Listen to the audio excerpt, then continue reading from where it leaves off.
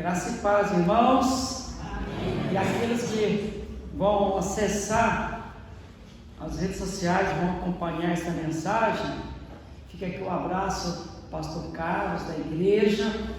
Tem muitas pessoas que têm nos ouvido, ouvido as mensagens da igreja e até em outros países.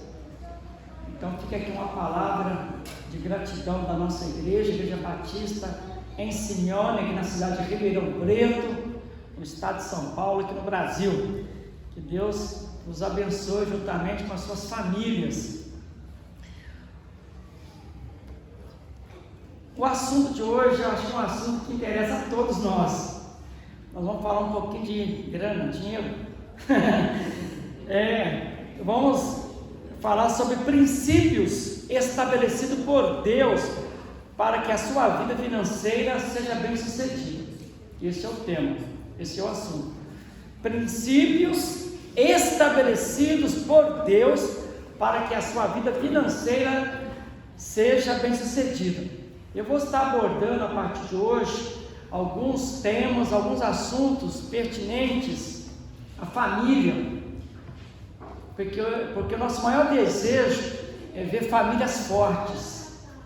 E tem algumas questões que acabam criando alguns problemas de desentendimento entre marido e mulher, pais e filhos. E eu vou estar sentindo de Deus que chegou um momento nesses meses agora de junho, talvez julho, abordar temas específicos para fortalecer o seu lar, a sua família, tá bom? E hoje a gente vai falar um pouquinho sobre essa questão financeira, o que a palavra de Deus fala em relação a dinheiro, a vida financeira, princípios estabelecidos por Deus para que a sua vida financeira seja bem sucedida. Nós vamos ler dois textos. Primeiro, Deuteronômio 8, a partir do versículo 11. É o quinto livro da Bíblia: Gênesis, Êxodo, Levítico, Números e Deuteronômio. Então, Deuteronômio 8, a partir do versículo 11 até o versículo 18. E depois nós vamos ler um texto no Novo Testamento, também conhecido, que é 2 Coríntios 9, 6 a 15. Só um tempinho para os irmãos acharem.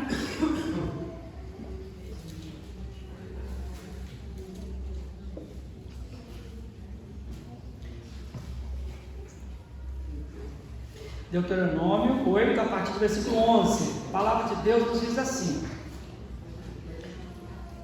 guarda-te, não te esqueças do Senhor teu Deus, não cumprindo os seus mandamentos, os seus juízos e os seus estatutos que hoje te ordeno, para não suceder que, depois de teres comido e estiveres farto, depois de haveres edificado boas casas e morado nelas, depois de se multiplicar os teus gados, as tuas riquezas, os teus rebanhos, e aumentar a tua prata e o teu ouro, e ser abundante tudo quanto tens, se eleve o teu coração e te esqueças do Senhor teu Deus, que te tirou da terra do Egito, da casa da escravidão ou da servidão, que te conduziu por aquele grande e terrível deserto de serpentes abrasadoras, de escorpiões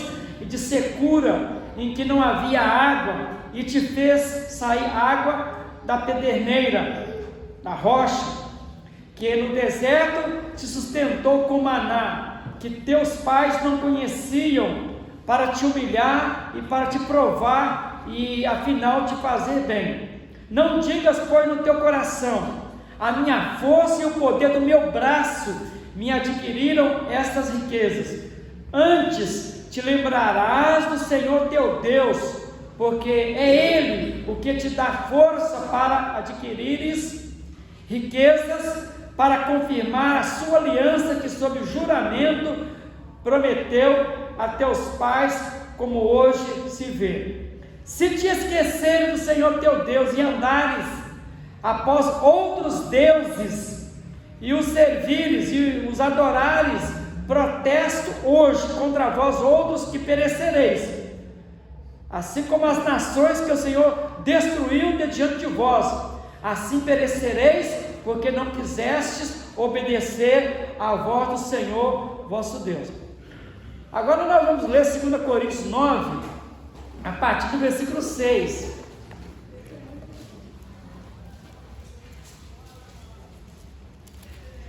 Segundo Coríntios, Paulo escreveu para a igreja de Corinto, né? Capítulo 9, a partir do versículo 6.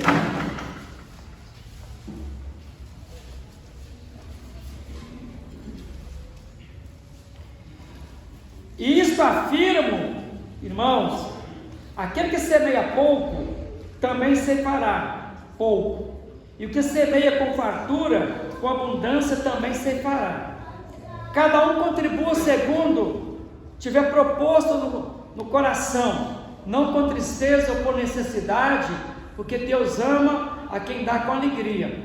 Deus pode fazer-vos abundar em toda graça, a fim de que, tendo sempre em tudo ampla suficiência, superabundez em toda boa obra, como está escrito: distribuiu, deu aos pobres, a sua justiça permanece para sempre. Ora, aquele que dá semente ao que semeia, e pão para alimento, também suprirá e aumentará a vossa sementeira, e multiplicará os frutos da vossa justiça, enriquecendo-vos em tudo para toda generosidade. Repetindo, enriquecendo-vos em tudo para toda generosidade, a qual faz que, por nosso intermédio, sejam tributadas graças a Deus, porque o serviço desta assistência não só supre a necessidade dos santos, mas também redunda em muitas graças a Deus, visto como na prova desta ministração glorificam a Deus pela obediência da vossa confissão quanto ao Evangelho de Cristo, e pela liberalidade com que contribuís para eles e para todos, enquanto oram eles a vosso favor com grande afeto, em virtude da superabundante graça de Deus que é em vós. Graças a Deus pelo seu dom inefável. Oremos ao Senhor. Querido Deus e Pai, estamos diante da Tua Palavra e nós queremos Te honrar, queremos Te glorificar. Abençoe o Teu servo, usa-me conforme Tu queres, que o Espírito Santo me dê a iluminação e a capacitação para Te glorificar. Abençoe a Tua igreja, aqueles que estão nos ouvindo agora aqui na igreja, aqueles que vão estar acessando depois, que essa palavra possa cair em boa terra e o nome do Senhor seja exaltado e adorado, pois nós oramos com perdão de nossos pecados, em nome de Jesus, amém. Amados, princípios estabelecidos por Deus para que a sua vida financeira seja bem sucedida. É importante destacar que existe uma diferença muito grande entre o homem e a mulher quando vão fazer as compras. Por quê? O homem, ele compra racionalmente, e a mulher compra emocionalmente. É uma diferença muito grande. O homem já entra numa loja, entra no mercado, fazendo contas, fazendo cálculos. A mulher não. A mulher não tem essa preocupação não. A mulher vai no mercado e ela, o emocional da mulher, ela tem prazer. Então é algo que mexe com a mulher. Esse negócio de comprar, de ver as coisas e poder comprar, mexe com toda a estrutura emocional. Isso me faz lembrar, eu tenho uma cunhada, não vou falar o nome. Foi com o seu marido, falou: vamos lá no mercado, você comprar umas batatas. Aí o marido tranquilo, né? Ainda bem que tinha levado o cartão. Porque a mulher, ao invés de direto lá para comprar a batata que estava na banca da batata, ela pega o carrinho. Já tem alguma coisa errada aí. Aí pega um carrinho e começa a andar para os corredores do mercado. E vai lá, anda do lado. E ele percebeu que o carrinho está só enchendo. Aí depois pega um outro carrinho. Então, no final da história, ele percebeu que... E ele estava, quando ela estava comprando, ele estava só calculando, pensando, né? Porque na cabeça dele, ele calculou batata, 5, 10 reais, no máximo 15, está resolvido. Então, na verdade, ele ficou até no início satisfeito, porque batata é fácil para a gente cumprir o nosso papel como marido, né? Só que depois que ele viu que os carrinhos estavam sendo enchidos, né, e ficaram transbordando, ele sabia que a conta seria alta, e realmente, aí teve que pegar o cartão lá e para soltar a grana lá para pagar o mercado. Então isso é só para mostrar para os irmãos e amigos que a mulher, ela compra emocionalmente. Se você der um cartão para a mulher, fala, olha, fica à vontade, vai para o shopping, olha, você pode ficar tranquilo, esse é presente para você, e falar a quantia, olha, você pode ter certeza que o semblante da mulher vai mudar completamente. Eu acho que ela vai te dar beijos, abraços, você pode ficar tranquilo, que vai ter uma mudança maravilhosa do seu lado, entendeu? Pode ter certeza. Então, irmãos, é pensando no fortalecimento da família, que nós decidimos, né, a partir de hoje, abordar assuntos pertinentes à vida familiar. E nesta mensagem de hoje, falaremos sobre o assunto que tem causado muitas brigas, tem causado dissabores e discussões dentro de casa. Então essa questão do dinheiro, da administração, das finanças, tem causado muitas brigas, muitos dissabores, porque muitas vezes homem e mulher não falam a mesma língua, tá? E eu posso dizer para os irmãos, eu sou pastor, conhecedor da palavra de Deus, mesmo sendo pastor, na minha casa, com a minha esposa, a gente tem as nossas diferenças. Muitas vezes eu fico chateada, muito aborrecida comigo, porque eu tomo algumas decisões e muitas vezes eu erro nas decisões na área financeira, que deveria ter ouvido a minha esposa, não ouvi, e aí depois eu acabo quebrando a cara, me machucando e afetando a minha esposa. Então a gente tem que tomar muito cuidado, nós homens, e atentar para o que Deus vai nos falar aqui nesta mensagem. Então, meus amados, quais são os princípios estabelecidos por Deus para que a família tenha uma vida financeira bem sucedida? E eu alistei aqui, dentro desses princípios estabelecidos, né? Vou citar alguns para os irmãos, né? Esses princípios estabelecidos na palavra para que a sua vida financeira seja bem sucedida. Em primeiro lugar, é importante que você estabeleça um sistema de valores baseados na palavra de Deus. Aí você pergunta, pastor, mas como? É que eu vou explicar agora. Estabeleça um sistema de valores baseados na palavra de Deus. Por que é importante entender isso? Porque o sistema do mundo é totalmente diferente daquele que Jesus ensinou para a sua igreja. O sistema do mundo, uma pessoa é importante pela conta bancária que ela tem, pelo poder de compra que ela tem. Você vê aquelas pessoas com carrão, grandes empresários, né? Então você vê que a própria mídia dá ibope para essas pessoas, porque eles têm poder de comando na grana, no dinheiro. Então, para o mundo, uma pessoa rica, uma pessoa que tem muito dinheiro, e esse é o sistema do mundo. Se você é pobre,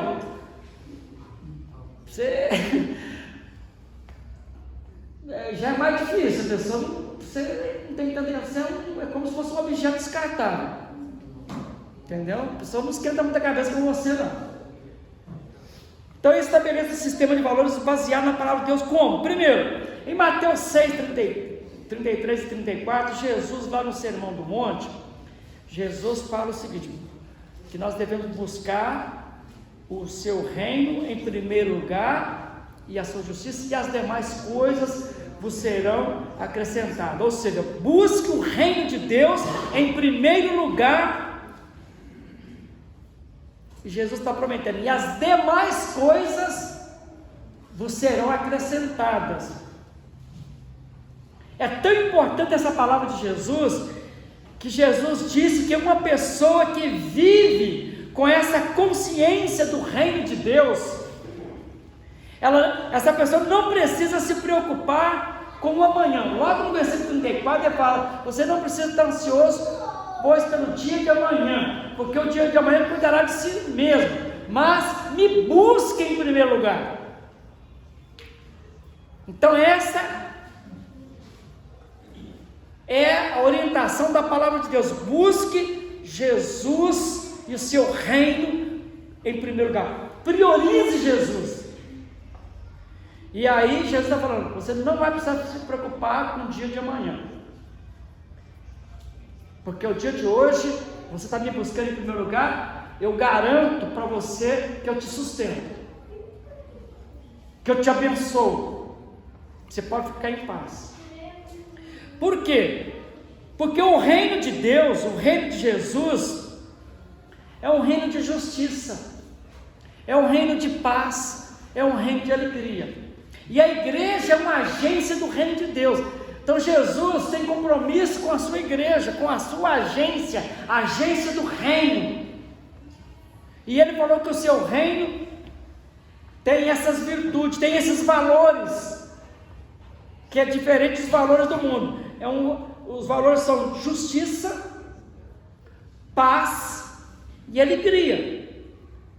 Quem tem essa consciência sabe que Jesus, ele é Rei dos Reis, Jesus é Senhor dos Senhores, e que esse Jesus que a gente está buscando, ele está no trono. Ele tem o controle de todas as coisas. Tanto é que lá em João fala, Jesus fala, sem mim nada sois e nada podeis fazer. Então, quando nós passamos a conhecer esse Jesus maravilhoso,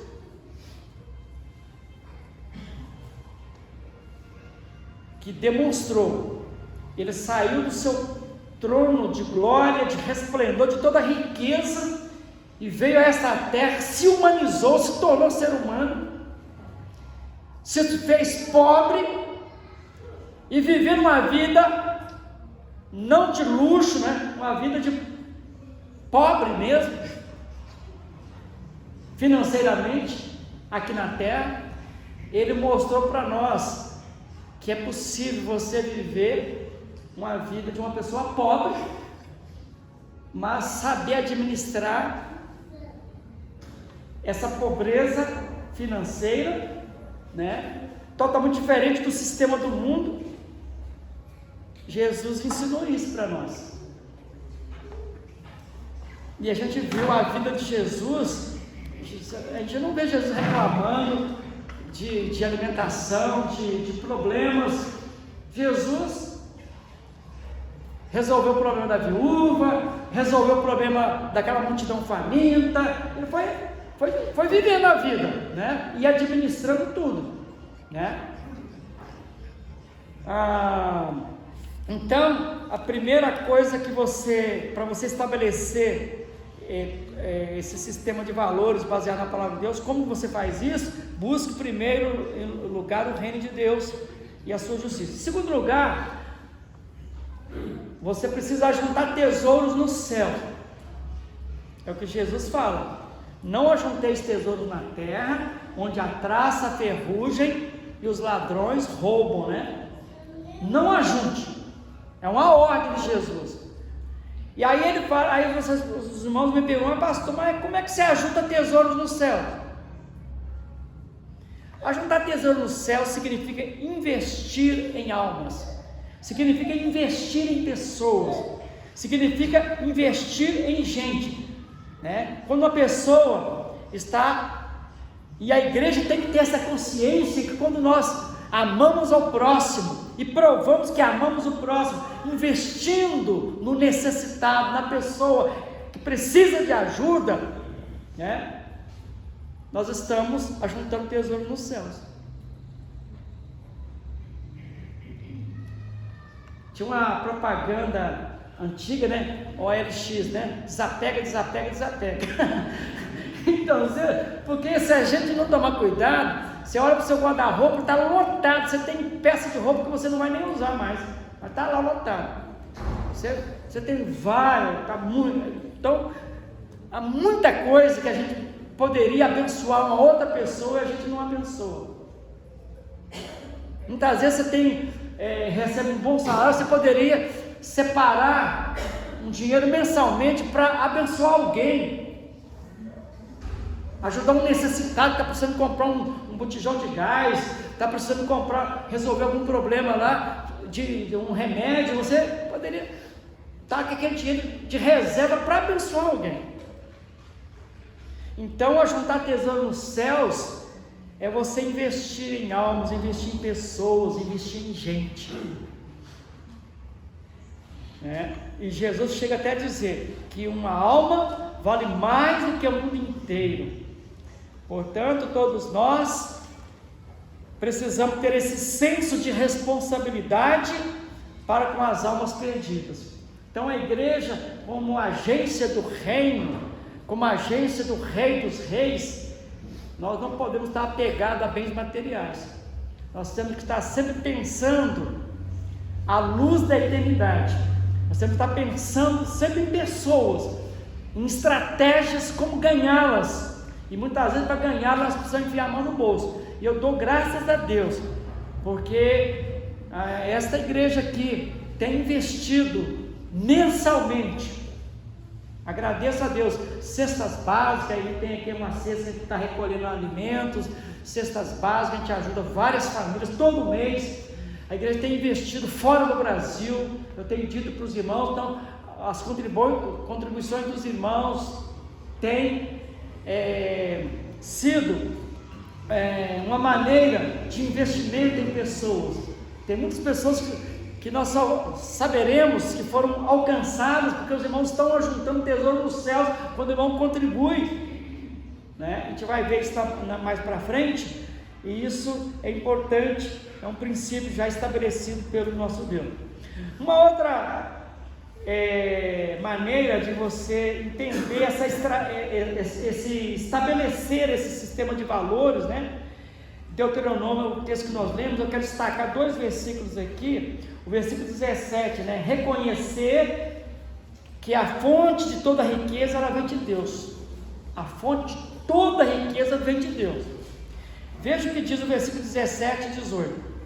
Não digas, pois, no teu coração, a minha força e o poder do meu braço me adquiriram estas riquezas.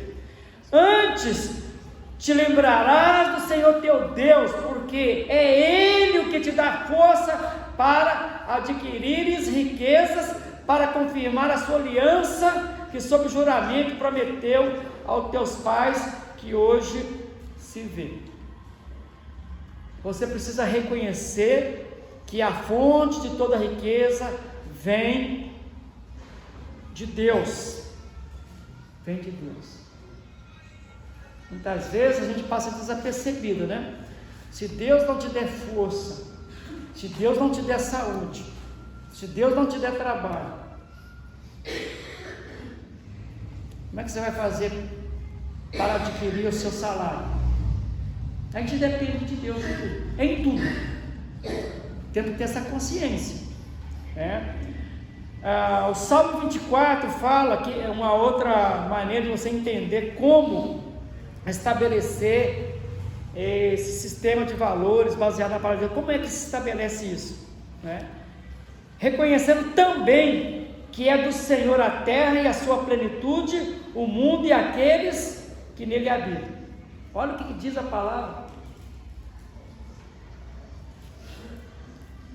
Pertence ao Senhor a terra e a sua plenitude, todos os planetas, tudo, todo o universo pertence ao Senhor. O mundo e aqueles que nele habitam. Então, quando a pessoa estuda a palavra de Deus e começa a ver que a Bíblia, em toda ela, fala sobre dinheiro, fala de recursos materiais, e mostra que o ser humano foi colocado aqui apenas para administrar isso, precisa administrar bem, porque tudo é do Senhor, ninguém leva nada daqui, materialmente, ninguém leva nada, tá?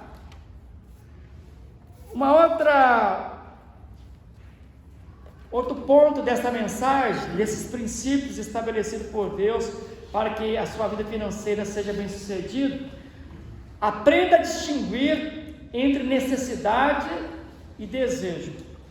Então isso é importante aqui, porque a própria palavra de Deus, o apóstolo Paulo, quando ele escreveu a sua carta à igreja de Filipos, no capítulo 4, versículo 9, ele fala assim: olha,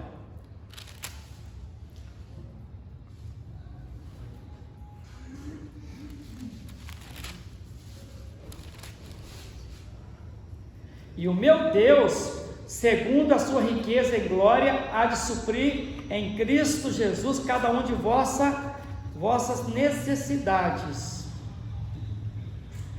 E 1 Timóteo, tudo isso é para você entender e fazer a diferença entre necessidades e desejos. 1 Timóteo capítulo 6, a partir do versículo 6, fala assim: olha,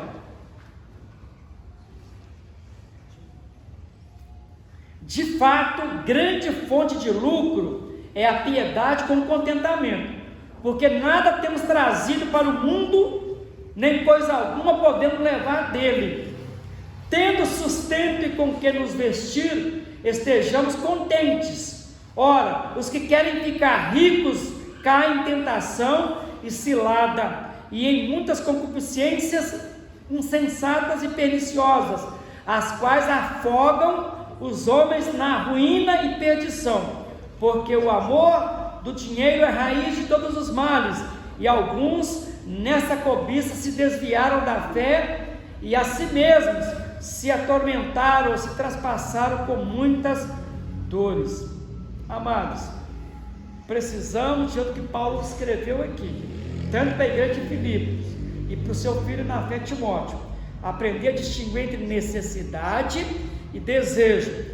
E aqui nós vamos ver exemplos de sintomas que revelam valores errados. Por exemplo, pessoas que querem ganhar através da sorte. Tem gente que faz uma fezinha todo dia, né? Joga o tempo todo, tá só perdendo dinheiro, porque não vai ganhar. Não vai ganhar.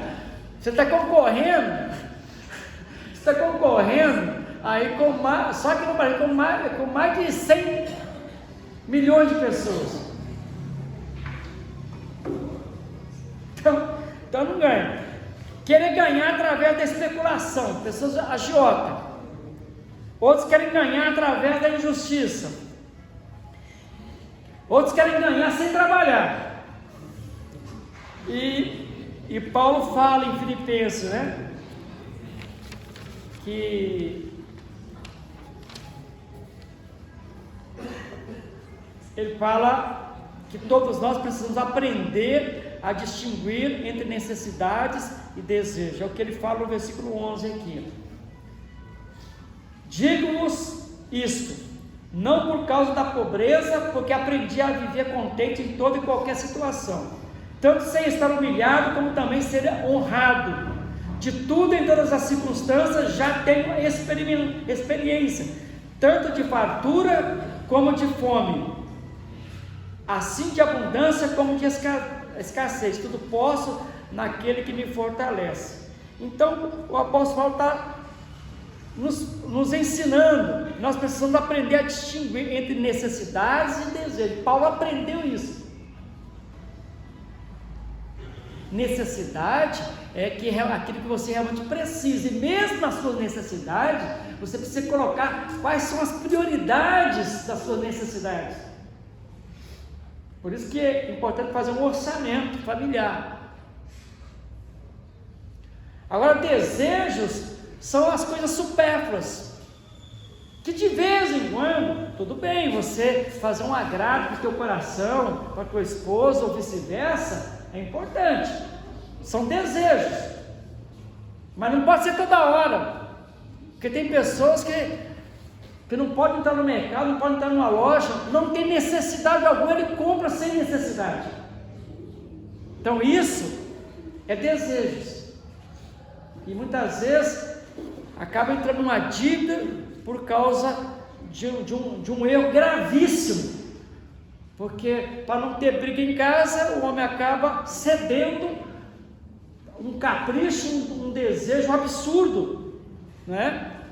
Fora de hora, fora de época, e acaba se endividando. Então, cada um precisa aprender a distinguir entre necessidades, né, e desejo. Uma outra palavra que a gente aprende aqui desses princípios é: aprenda a obter liberdade financeira, independente de ganhar muito ou pouco. E o apóstolo Paulo aprendeu isso. Ele fala: eu aprendi a estar contente no pouco e no muito. Eu aprendi a lidar com a abundância e com a escassez. Então isso se aprende. Se você que está me ouvindo, a sua família ainda não aprendeu a lidar com as finanças, Paulo está falando que ele está falando para a igreja: olha, aprendam. Eu aprendi. Paulo teve uma época da vida que ele tinha muita grana, um homem de posição financeira, muita grana para o apóstolo Paulo. E ele fala que ele aprendeu a lidar com isso, com a situação quando não estava em alta. Mas chegou um momento de escassez, ele passou a ser missionário, né? Foi para o campo que aí faltava, e aí ele dependia totalmente de um milagre de Deus, né? Dependia de doações. E aí ele teve que conviver com uma outra realidade. Então eu falei aprender, eu falei: e a igreja? Vocês precisam aprender isso.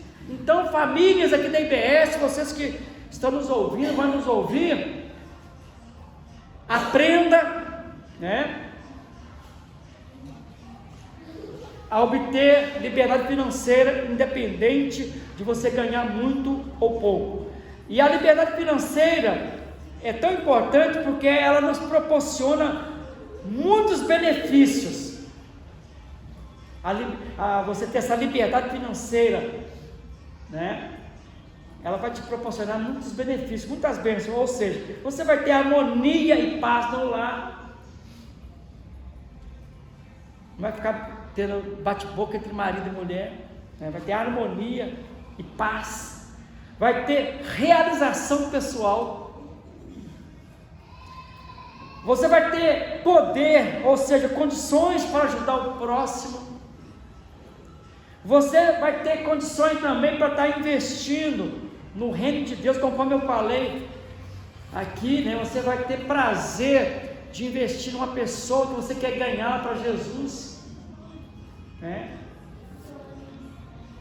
Agora você me pergunta: como se tornar livre de dívidas ou não se endividar? Como não ficar com a corda no pescoço? Eu vou dar algumas dicas aqui práticas. Primeiro, cuidado com o cartão de crédito ou cheque especial. Esse é o primeiro cuidado que você tem que ter. Cuidado com o cartão de crédito e cheque especial. Para ter um cartão de crédito, você tem que ter bastante, trabalhar bem, porque se tiver o cartão disponível, pode ter certeza, você está propenso, né? Porque vai ter situações, você vai ser tentado a usá-lo, e muitas vezes vai chegar o momento da fatura e você não vai ter condição de cumprir, aí vai vir juros sobre juros, e aí a coisa começa a apertar. Então, cuidado com o cartão de crédito, tem que ter bastante sabedoria para saber usar, não é todo mundo que sabe não. Eu decidi não ter cartão de crédito, viu, irmãos? E eu falei para eles, eu não tenho condições lá atrás, porque eu falei, se eu ficar com cartão de crédito, eu vou me enrolar, então eu prefiro não ter. Aí depois que tem aquele cartão de débito, só passa lá no mercado se tiver saldo. Se tiver saldo, você passa vergonha. Você tem que saber, você tem o cartão, é débito, você pode ter o cartão, não de débito você pode ter. Aí você tem que sempre ter um saldo lá para você ir no mercado fazer suas compras, porque se não tiver saldo, a mocinha lá do carro fala, olha, não tem saldo. Aí, meu filho, aí se você tiver com sua esposa, aí você está perdido, porque se ela levou um fora lá na porta no caixa, você pode ter certeza que a encrenca já está formada, a briga já começou a briga. Chegar em casa, a situação vai se complicar para você ali dentro de casa. Outra coisa, não gaste mais do que você ganha. Então você vai ter que aprender a conviver com o seu salário, administrar o que você ganha, né? Outra coisa, se for um fiador, se você decidir ser fiador de alguém da sua família, um amigo, uma pessoa, eu te aconselho você ter uma reserva, porque se o fiador não pagar, a dívida é sua. Já tem que estar preparado para isso. Se você chegar, se for fiador de alguém, tem que tomar muito cuidado para você ser fiador de alguém, tá? Porque se não pagar ou atrasar o pagamento, você vai ver que vai dar dor de cabeça para você. Outra coisa, se você for emprestar um dinheiro para alguém, eu te aconselho, e a palavra de Deus nos aconselha, o que você faz? Eu quero emprestar meu coração. Então você precisa ter também um dinheiro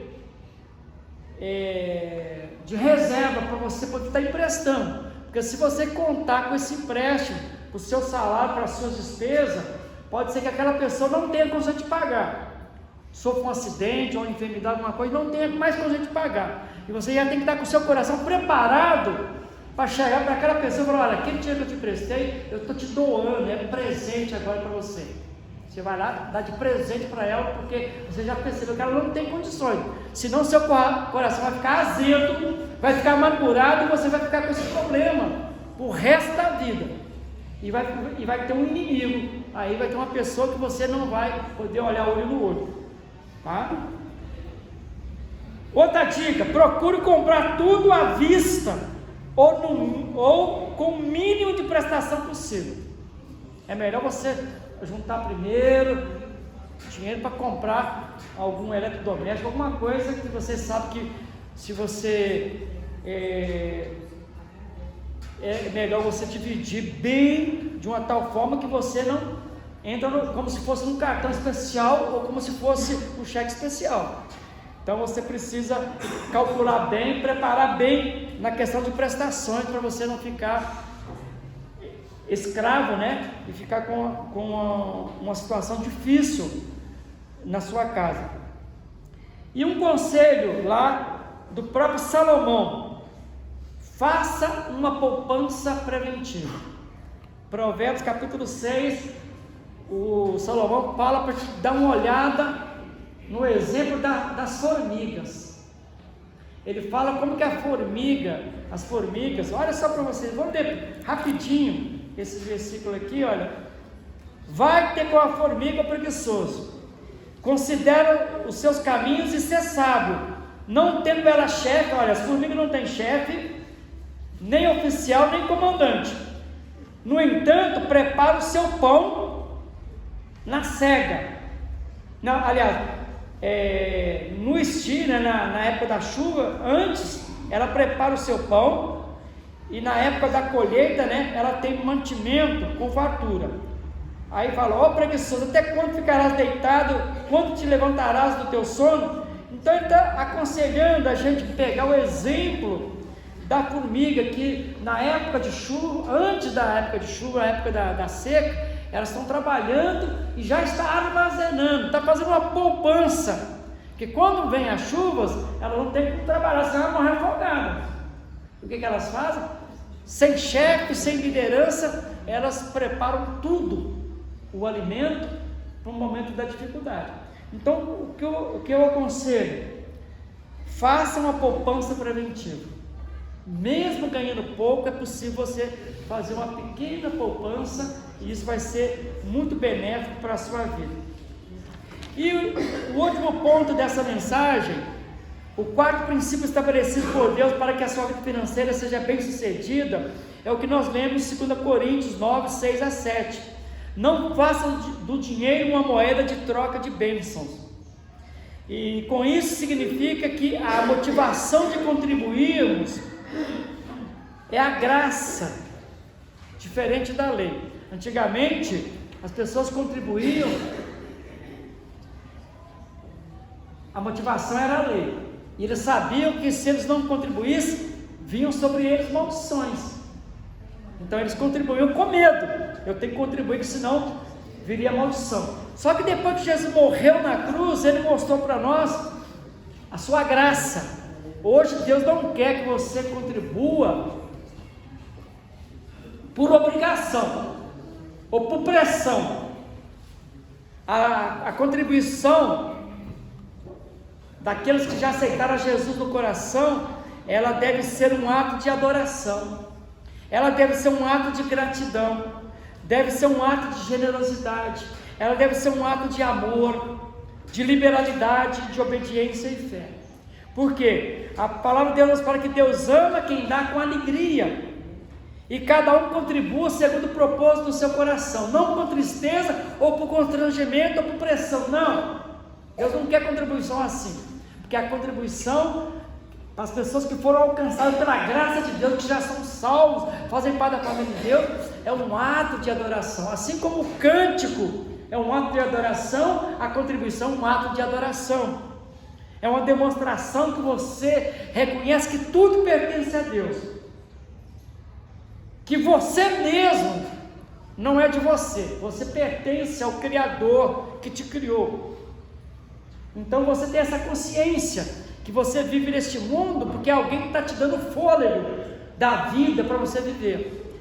Você está vivendo porque Deus está te dando sustento, está te dando comida.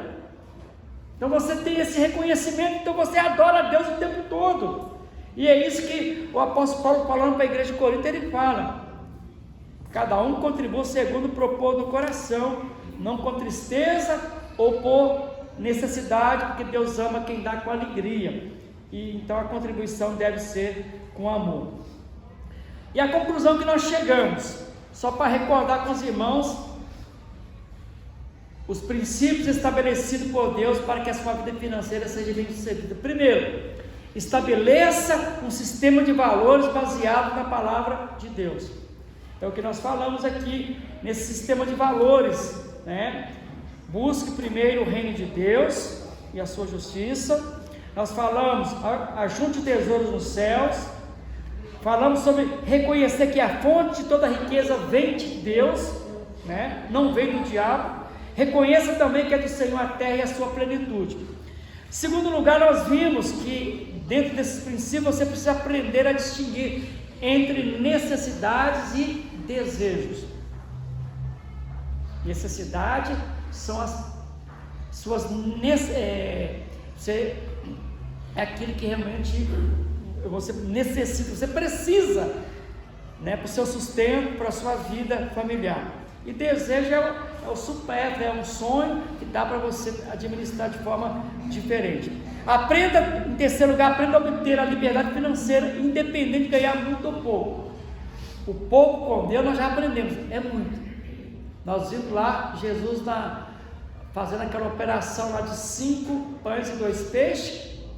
Mas o que é isso? 5 pães e 2 peixes para uma multidão de mais de 5.000 pessoas, mais mulheres e mais crianças.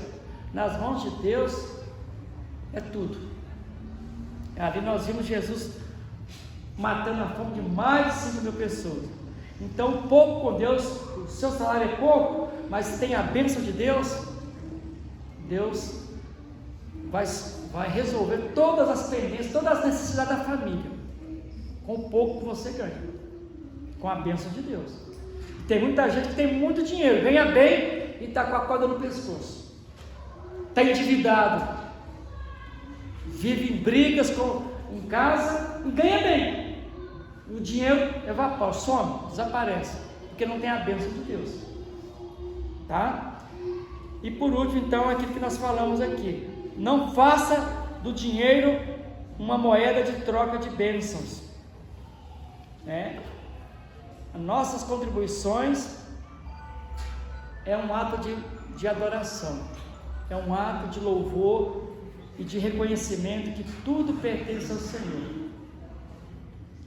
E com esta palavra, eu espero que os irmãos possam entender que em casa, entre marido e mulher, nós precisamos conversar mais, né? Marido, bater um papo e juntos fazer um orçamento familiar e orar em cima. Meu Deus, nos abençoe. Se a gente precisar de um pouco mais, aumente. Se precisar de um pouco menos, que o Senhor diminua também, né? Ser bem aberto com Deus, né? Paulo falou: eu aprendi a lidar com muito e com pouco. Falou: Deus, eu quero aprender também a lidar com um salário um pouco melhor e com pouco, porque tem gente que sabe lidar com pouco, mas não sabe lidar com muito. Tem gente que sabe lidar com muito, mas não sabe lidar com pouco.